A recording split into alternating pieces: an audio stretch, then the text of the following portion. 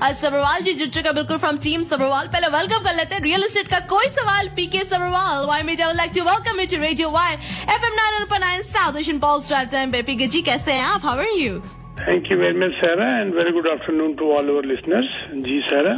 बिल्कुल, एंड हमारे लिस्टर्स को बिल्कुल बता दो, अगर आपको रियल एस्टेट से रिलेटेड कोई भी सवाल पूछना है, नंबर एक ही है, स्टूडियो नंबर है 9052269109 9052269109। आप लोगों ने कॉल करना है स्टूडियो पे एंड क्वेश्चन पुट फॉरवर्ड करना है बिल्कुल। एंड पीके जी कैसे हैं आप? वैसे हाउ आर यू? बिल्कुल ठीक है सारा, आप बताइए। जी एकदम बढ़िया पीके जी। एंड बातचीत को बिल्कुल आगे बढ़ाएं क्योंकि बहुत सारे सवाल है आपके लिए। बिल्कुल, फर्स्ट ऑफ ऑल अपनी ओपनिंग स्टेटमेंट जरूर दें, मार्केट का क्या हाल है, क्या ओपिनियन है आपकी? जी ये अभी बस ट्रैप की रिपोर्ट आई है, बस कल ही आई है ट्रैप की रिपोर्ट, और उसमें तीन उन्होंने अलग अलग फिगर्स दिए हैं जीटीए के लिए। टोरंटो रियल एस्टेट बोर्ड, जिसका अब नाम वैसे तो आपको पता ही है, Toronto regional real estate board हो गया, एक आर एक्स्ट्रा डल गया। तो ये Toronto regional real estate board जो है, इसकी रिपोर्ट में इन्होंने तीन, एक तो प्राइस को बोला है, एक सेल को बताया, एक लिस्टिंग को बताया। सबसे पहले मैं बता दूं कि सेल, इनका एक हेडिंग है टोरंटो होम सेल्स प्लंज इन सितंबर। बुरी तरह सेल गिरी है घरों की सितंबर के महीने में 12.1% फ्रॉम अगस्त टू सितंबर। ये सेल गिरी है, कम नहीं है फिगर। 12.1% कोई छोटा नहीं होता नंबर एक महीने के अंदर। लेकिन अगर ईयर ओवर ईयर को कंपेयर करें फ्रॉम सितंबर 2022 टू 2023 तो ये 7.1% सेल गिरी है। और इसका सबसे बड़ा कारण ये बताया जा रहा है कि हाई बारिंग कॉस्ट, जो इसका जो स्ट्रेस टेस्ट है, ये दोनों बहुत बड़े इसके दुश्मन है, जिसकी वजह से बाइंग नहीं हो पा रही, ट्रांजैक्शन नहीं हो पा रही और सेल बुरी तरह ड्रॉप हुई है। एक तो ये बात हो गई। दूसरी इन्होंने फिगर दी है लिस्टिंग की। इन्होंने बताया कि listing spiked 44.1% year over year, 44.1% listing बढ़ गई। इसका मतलब क्या हुआ कि मार्केट में प्रॉपर्टी आ गई, अब बायर नहीं है, बायर कम है। तो ये भी एक किस्म से बताता है कि मार्केट ढीली हो चुकी है, जो कि एक हैरान कर देने वाली फिगर है। इतना कुछ होने के बाद भी प्राइस नहीं गिरा।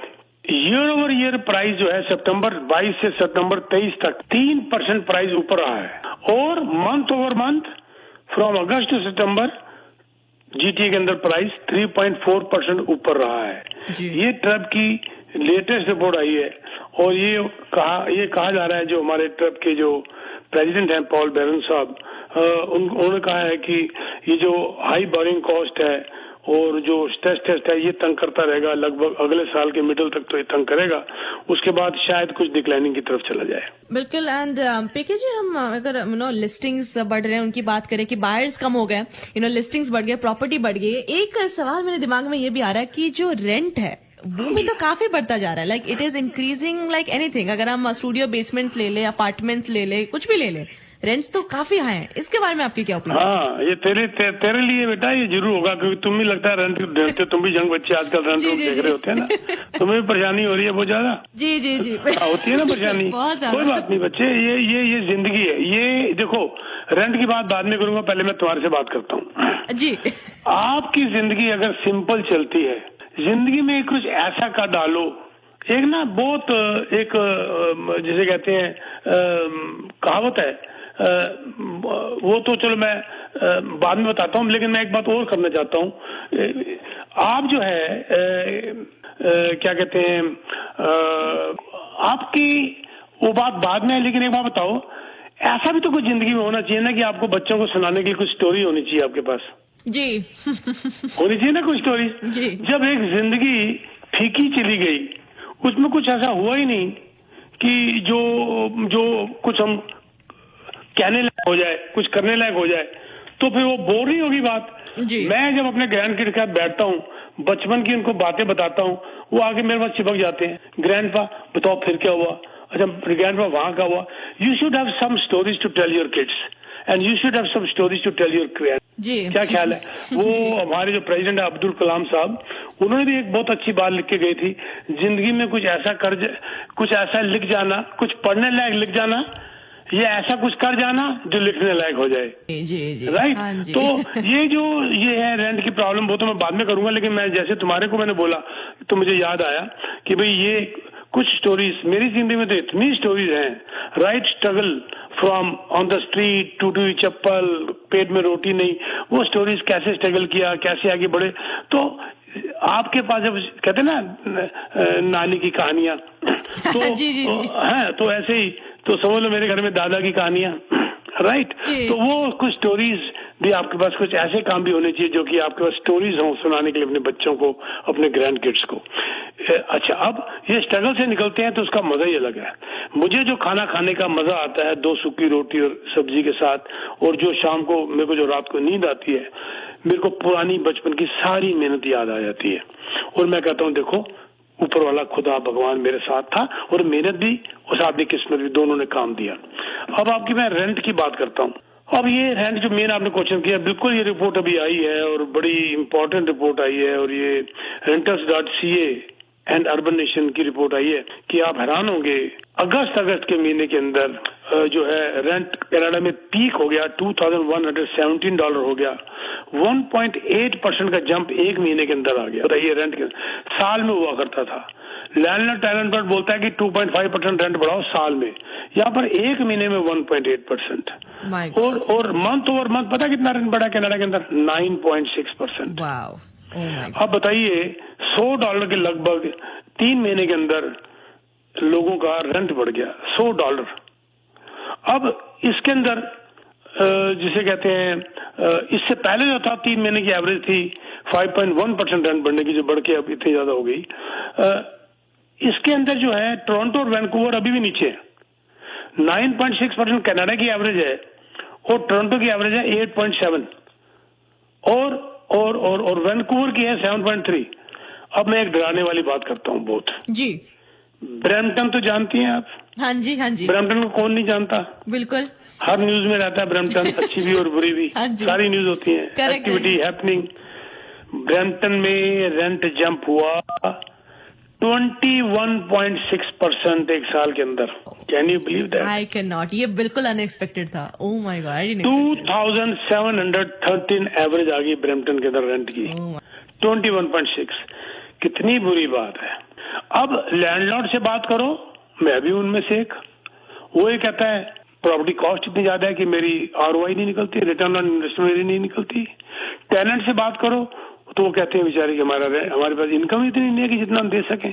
मतलब आसमान से गिरे खजूर पे लटके जी। घर खरीदा नहीं, घर खरीद नहीं पाते, किराया दे नहीं पाते। बोलते बोलते मैं जब कभी इमोशनल हो जाता हूँ तो 2-4 लाइनें याद आ जाती हैं जी। तमन्नाएं जब दिल से रुखसत हो गई, यकीन मानिए फुर्सत ही फुर्सत हो गई। तो ये जो बात है ना, तमन्नाएं ये जीने नहीं देती। और ये तमन्नाएं दिखाएं, जरूरत है, मैं तो कहूंगा तमन्नाएं बड़े घर की तो हो सकती है, बड़े अपार्टमेंट की हो सकती है, बड़े रेंट की हो सकती है, पर जीने के लिए एक कमरा चाहिए, छत चाहिए, वो भी लेना मुश्किल हो चुका है। मुझे पता है, मेरे ऑफिस में भी बच्चे हैं, वो भी बांट के कमरे लेके किराए पे रहते हैं। मुझे पता है कि क्या जिन जिन तकलीफों से वो लोग निकल रहे हैं, मुझे पता है क्या क्या तकलीफ है उनके लिए। तो ये बात जो है रेंट वाली, एक तरफ से घर, दूसरी तरफ रेंट, सरकार क्या कर रही? पहले तो ये फिनोमेना पूरे वर्ल्ड का है इस वक्त, लेकिन हम तो अपने कनाडा हैं। देखो सीधी सी बात है, भूखे को रोटी की बात ही करनी है, फैशन की बात तो करनी नहीं है जी। तो हमारे यहाँ पर जो है अब जब रेंट की उसकी बात हमने ये करनी, हमें क्या पता दुनिया में क्या हो रहा है, हो भी रहा है तो हमें तो अपने घर से मतलब है ना, हमारे कनाडा में क्या हो रहा है।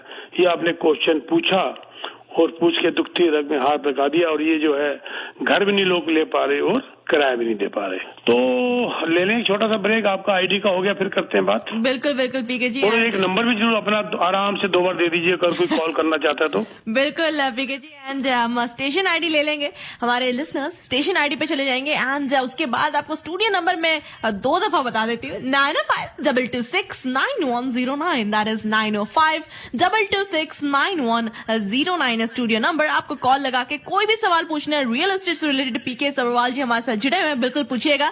स्टेशन आईडी के बाद बातचीत जारी रहेगी। Keep listening to radio Sabharwal ji हमारे साथ जुड़े हुए हैं from team Sabharwal. Real estate related कोई भी सवाल हो आप लोगों का, बिल्कुल पूछ लेना आप लोगों ने लाइव अभी 905-226-9109 पे कॉल लगा के स्टूडियो नंबर दैट इज 905-226-9109 पे।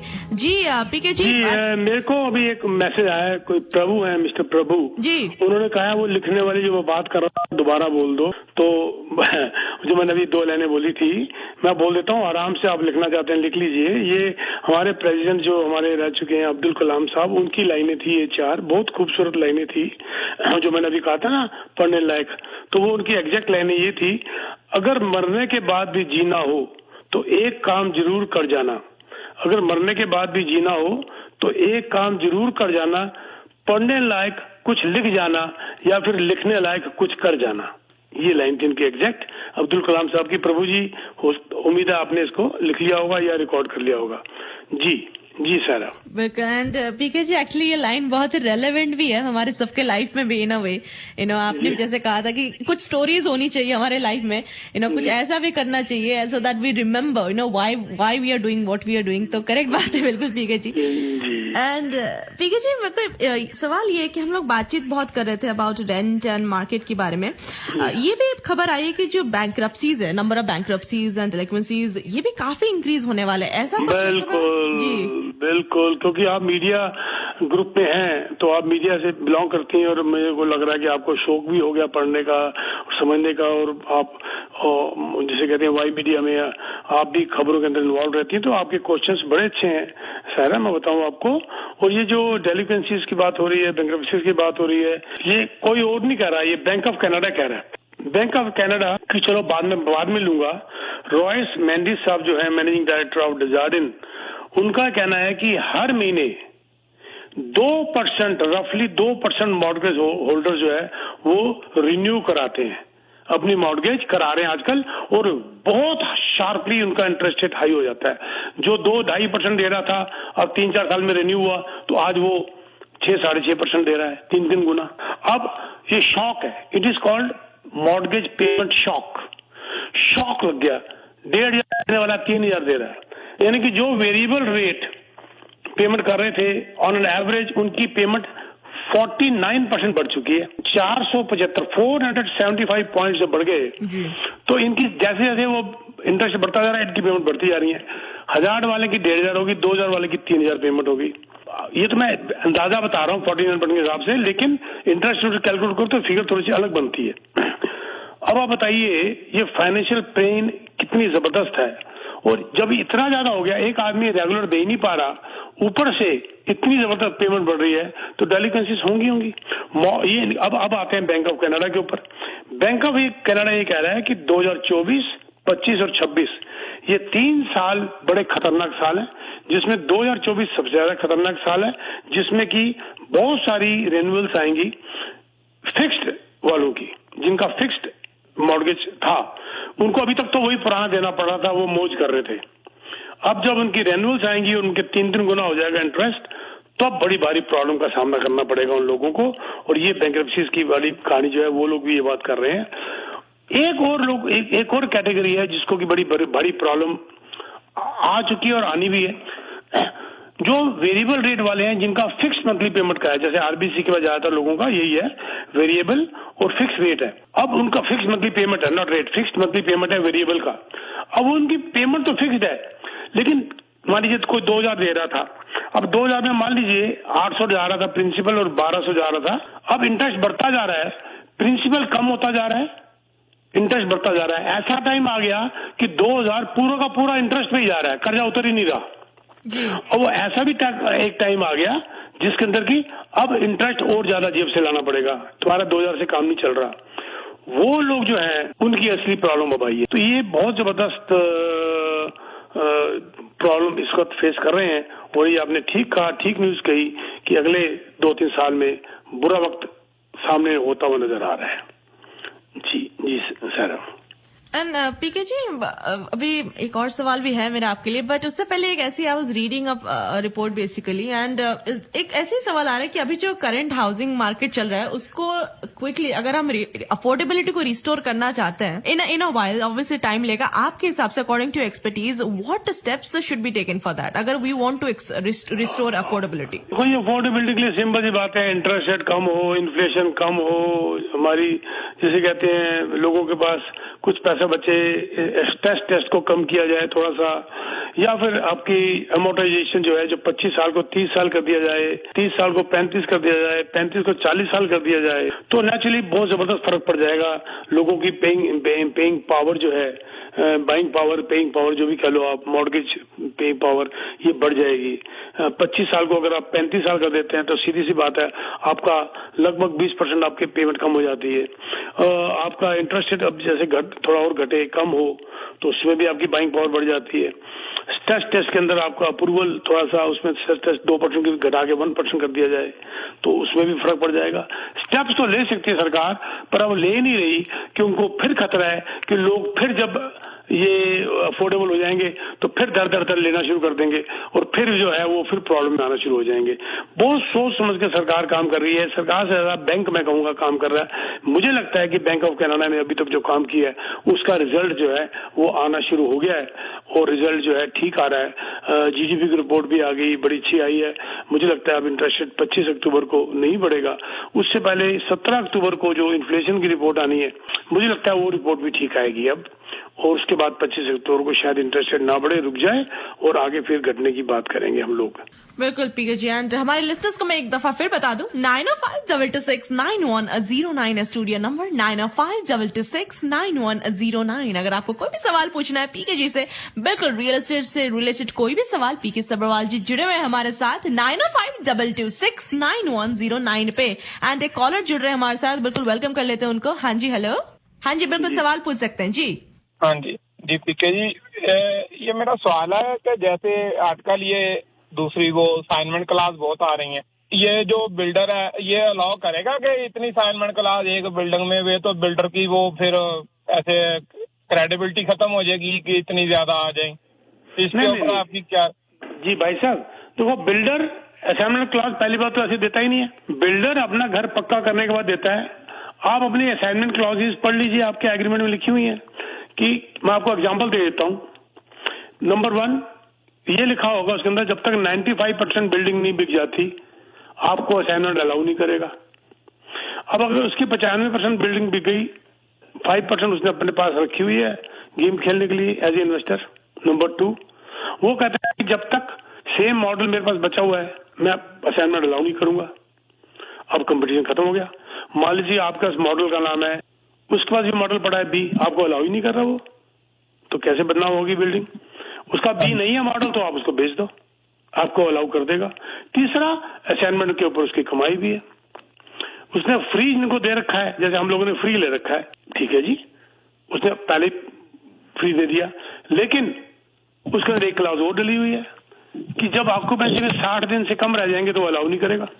लोगों की आंखें खुलती हैं जब 7 दिन से कम रह जाते हैं, आंखें तब खुलती हैं, तब वो बिल्डर के भागते हैं, तो बिल्डर कहता है मैं तो नहीं करता, या करता हूं तो $10,000 लूंगा, उसकी कमाई शुरू हो जाती है। कैसी लगी सर आपको बात ये वाली? जी नहीं ठीक। और पीके दूसरा ये डगफोर्ड साहब जो इतना रेंट है बढ़ रहा है, इसके ऊपर कंट्रोल क्यों नहीं करते कि लैंडलॉर्ड टेनेंट बोर्ड है या दूसरा है? फिर उसके अलावा ये जो एयरबीएनबी है इसके ऊपर क्यों नहीं लगाम डालते कि लोगों ने इतने घर लेके छोड़े हुए एयरबीएनबी के शॉर्ट टर्म रेंटल के ऊपर? बिल्कुल सर, इसके ऊपर मैं भी कई बार बोल चुका हूँ कि इनके ऊपर टैक्स लगना चाहिए, एक्स्ट्रा टैक्स। हालांकि एयरबीएनबी के ऊपर टैक्स तो लगता ही है, यू पे इनकम टैक्स देते हैं उसके ऊपर, लैंडलॉर्ड जो देता है, हम भी देते हैं, सारे देते हैं। मैं तो खैर एयरबीएनबी में मैं तो चलाता ही नहीं हूँ खैर, लेकिन देते हैं लोग टैक्स। और जो अपार्टमेंट बिल्डिंग के अंदर अब उनको 4% अपार्टमेंट बिल्डिंग मैनेजमेंट को भी देना पड़ गया, आ गया। लेकिन हाउसिंग की शॉर्टेज तो है ही है ना सर। अब रेंट कंट्रोल बोर्ड है ना, काम कर रहा है ना सर, जैसे वो कहता है 2.5% से ऊपर हम नहीं बढ़ा सकते, लेकिन उसके अंदर एक इन्होंने गुंडी डाल दी जो कि इनको हटानी चाहिए। इन्होंने 2018 के बाद वो रूल खत्म कर दिया, विच इज वेरी बैड। इनको रूल नए घरों में भी करना चाहिए कि नहीं, आप इससे नहीं बढ़ा सकते आप, लेकिन नवंबर 2018 के बाद जो घर रजिस्टर हो रहे हैं उसमें एलटीबी रेंट भी नहीं होता। इसके ऊपर आपकी बात में पूरा सहमत हूँ, उसके ऊपर भी लगाम खींचनी चाहिए, होना चाहिए। पर फिर वही बात होगी कि फिर वो इन्वेस्टर खरीदेगा नहीं, फिर बिल्डर बनाएगा नहीं। देखा ना आपने 22 प्रोजेक्ट्स पिछले बार बंद कर दिए, उन्होंने बनाना ही बंद कर दिया, कुछ फेल हो गए क्योंकि बाहर नहीं है। जब इन्वेस्टर निकल जाएगा फिर बाहर नहीं होगा। ये सारे काम मेरे भाई इकट्ठे होंगे। जो बायर, जो ओरिजिनल जेन्युइन बायर है, उनकी अफोर्डेबिलिटी को बढ़ाना, उनके लिए कम इंटरेस्ट लगाना, वही इंटरेस्ट इन्वेस्टर के ऊपर लगा दो तो फर्स्ट टाइम बायर भी खरीद पाएगा। स्ट्रेस टेस्ट कम कर दो, अमोर्टाइजेशन बढ़ा दो, ये दोनों का मकसद इकट्ठे करते हैं कि बायर को लेने के लिए प्रोत्साहन दिया जाए और इन्वेस्टर को लेने के लिए तब ये रूल लागू होंगे तो तब मजा आएगा। तुम अगर एक तरफ से बंद कर देते हो, इन्वेस्टर बंद हो गया लेकिन बायर फिर नहीं ले पा रहा ओरिजिनल, तो फिर क्या करोगे? बिल्डिंगें बननी बंद हो जाएंगी। दम चाहिए, ताकत चाहिए, प्लस आपको प्रॉपर प्लानिंग चाहिए, तभी बात होगी। देखो ना ग्रीनलैंड में क्या हुआ, ग्रीन बेल्ट में क्या हुआ, वापस ले लिया सब कुछ। जिन लोगों ने खरीदे थे वो बिल्डर फंसे पड़े हैं, वो बना ही नहीं पाएंगे, अब ले बैठे हैं। तो ये मिली भगत, ये वो कुछ भी है, मैं इस पे कमेंट नहीं देना चाहता, पर जो भी हुआ ठीक नहीं हुआ सर। बिल्कुल पीके जी। एंड हमारे साथ एक और कॉलर भी जुड़ चुके हैं। हाँ जी, आप अपना सवाल जरूर पूछे, नाम भी बताएं जी। ठीक है जी, सत श्री अकाल सर। मेरा एक सवाल है सर, अपना अगर अपना कॉन्ट्रैक्ट होता है जो लीज का, आपकी ना बीच बीच में कट रही है सर जी, थोड़ा। हाँ जी, कॉन्ट्रैक्ट जो लीज का कॉन्ट्रैक्ट होता है, हाँ जी, अगर वो टेनेंट भी मिड टर्म उसको कैंसिल कर सकता है? नहीं कर सकता, नोटिस होता है नहीं कर सकता। जब आपके एग्रीमेंट में अगर जो डेट लिखी हुई है, मान लीजिए आपके एग्रीमेंट डेट लिखी हुई है लीज स्टार्टिंग 1 जनवरी टिल 31 दिसंबर, तो 31 दिसंबर से पहले वो खाली करेगा तो डिफॉल्ट में चला जाएगा। आपको पूरे 31 दिसंबर तक का उसको किराया देके जाना पड़ेगा। जैसे लैंडलॉर्ड नहीं निकाल सकता, वैसे टेनेंट भी नहीं छोड़ के जा सकता। और अगर वो सर उसकी जॉब वगैरह चली गई और बंदा कहे मैं दे, ऐसे तो लैंडलॉर्ड भी किसी मेरे बच्चे को वहां पर भेजना है, तुम भी बाहर निकल जाओ, तो फिर लैंडलॉर्ड भी कहेगा मैं निकाल देता हूँ तेरे को। Contract is a contract. मैं एज ए लैंडलॉर्ड मैंने किया भी है और करूंगा भी, आगे भी करता रहूंगा।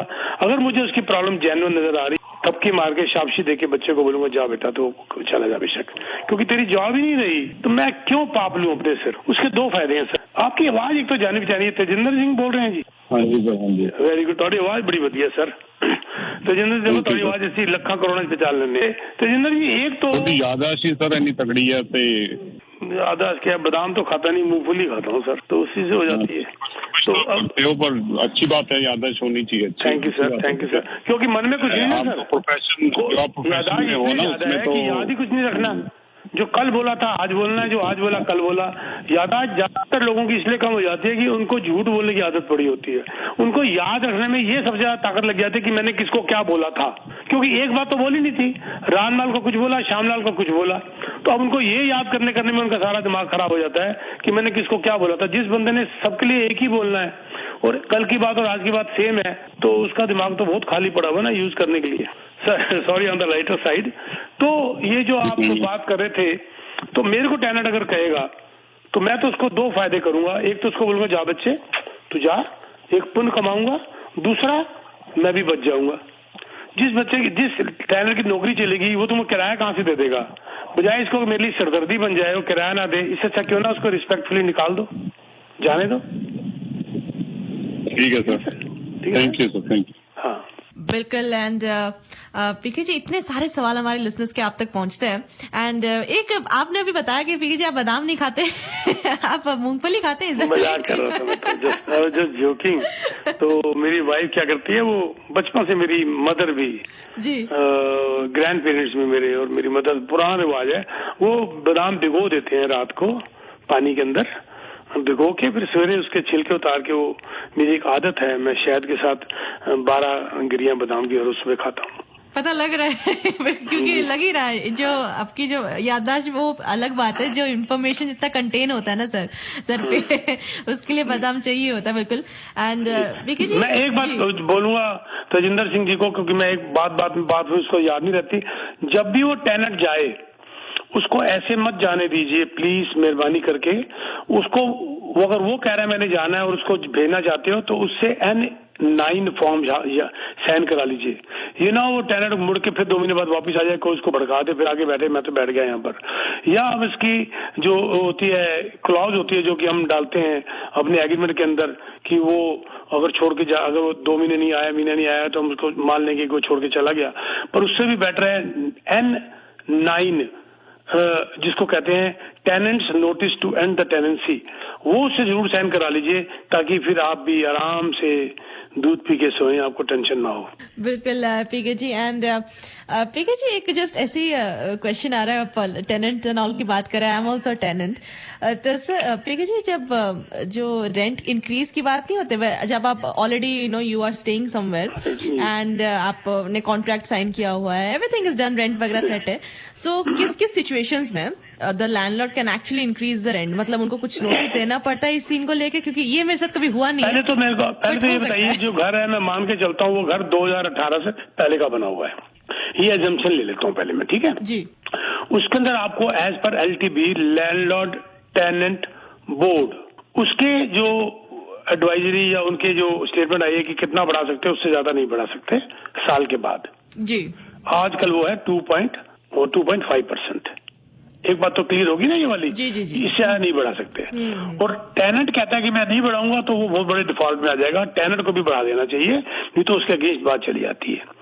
वो जो होता है form notice to rent increase, उसको कहते हैं N1, साल पूरा N1 साल के बाद वो आपको लैंडलॉर्ड देता है N1 कि अब रेंट बढ़ा दो। अच्छा, एक ऐसे भी कुछ प्रॉपर्टी होती है जिसमें पार्शियली एग्जेम्प्ट होता है, जैसे ऑक्यूपेंसी में रेंट कुछ और होता है, जब क्लोजिंग हो जाती है फाइनल तो अप्रूवल हो जाती है तो उसमें कुछ एग्जाम होता है, तो वो N2 कहते हैं उसको। इतनी ज्यादा मैं डिटेल में आपको नहीं लेके जाना चाहता, नहीं तो आप भी कंफ्यूज हो जाएगी। हाँ जी हाँ जी। है ठीक है। एक होता है इस किस्म का रेंट इंक्रीज जिसमें केयर सर्विसेज मील वगैरह दी जाती हैं, तो उसको N3 कहते हैं। अच्छा, अब और एक रेंट बढ़ाने के और भी बड़े तरीके हैं, जैसे आपने बिल्डिंग को रिपेयर के लिए उसको आपने रिपेयर करना है, डिमोलिश करना है, उसके बाद रिपेयर करके कन्वर्ट करना है, तो N13 कहते हैं उसको। ये ज्यादा लंबी लंबी बातों में चला जाऊंगा मैं, तो मेरे ख्याल से बस वो N1 N2 तक ही रह जाओ तो ज्यादा अच्छा है जी। लेकिन as per landlord tenant board ही चलोगे आप। जी जी जी बिल्कुल।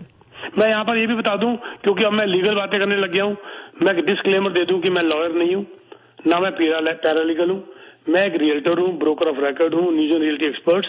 ये सिर्फ अपना एक्सपीरियंस मैं आपसे शेयर कर रहा हूँ, जरूर आप सेकंड ओपिनियन या फर्स्ट ओपिनियन अपने लॉयर से ले लीजिए। बिल्कुल पीके जी। एंड पीके जी एंड बातचीत बिल्कुल हम आगे रखेंगे। एंड कोई कॉलर अभी हमारे साथ जुड़े नहीं है, एंड लेकिन मैं निकलना चाहता हूँ जी बिल्कुल, मैं थक गया तो जी सुबह से शुरू हुआ पड़ा हूँ मैं सुबह 10 बजे से, तो मैं बस जाते जाते कहूंगा for any real estate need मुझे कंडक्ट करिए। बहुत प्रॉपर्टी में बहुत हम आपको इंसेंटिव्स लेके दे रहे हैं, बिल्डरों से जबरदस्त लेके दे रहे हैं। अभी M6 हमने जबरदस्त बेचा है, बड़े जबरदस्त हमने लोगों को बेनिफिट कराया, और मेरी बधाई उन लोगों को जिन्होंने मेरे थ्रू M6 लिया है। Beautiful building, very high and builder, Rogers and urban capital, बड़ा अच्छा एरिया स्क्वायर 1 का। और plus if you are a realtor, you have a license and you want to join, you want to change, you are most welcome to have an appointment with me at my office, और बैठ के बात करेंगे। हम बिल्डरों से आपको मिलवाते हैं, बिल्डर्स को ऑफिस में लाते हैं, आपको पूरी ट्रेनिंग दी जाती है how to sell. 647-299-4757। I repeat 647-299-4757। मुझे टेक्स्ट मैसेज डाल दीजिए and we'll have a meeting. Sarah ji पीके जी एक चीज बस बोलना था, एक लास्ट मोमेंट हमारे साथ कॉलर जुड़े, अगर आप उनको कुछ सजेशन दे दीजिए, आप सवाल पूछ सकते हैं जी। हेलो जी सर। पीके साहब, मेरा नाम किरीट है और मैंने लास्ट ईयर बेसमेंट बनवाया है, तो 1 साल के लिए मैंने रेंट या लीज किया था जी। तो अगर नेक्स्ट साल अब लीज खत्म होने का तो उसके लिए हम बढ़ा सकते हैं रेंट कितना? आपका घर कब रजिस्टर हुआ था, भले ये बताइए, घर कितना पुराना रजिस्टर हुआ था? घर तो 2010 का था। ठीक है, आप रेंट 2.5% बढ़ा सकते हैं। पर बेसमेंट तो लास्ट ईयर बनाया। नहीं, बेसमेंट से कोई मतलब नहीं है, प्रॉपर्टी का टाइटल, प्रॉपर्टी का रजिस्ट्रेशन कब हुई थी, 2.5% आप बढ़ा सकते हैं। मैं पूरी प्रॉपर्टी की बात कर रहा हूँ सर, बेसमेंट का अलग टाइटल नहीं है आपके पास, पूरे घर का एक टाइटल है आपके पास 2010 का, ठीक है।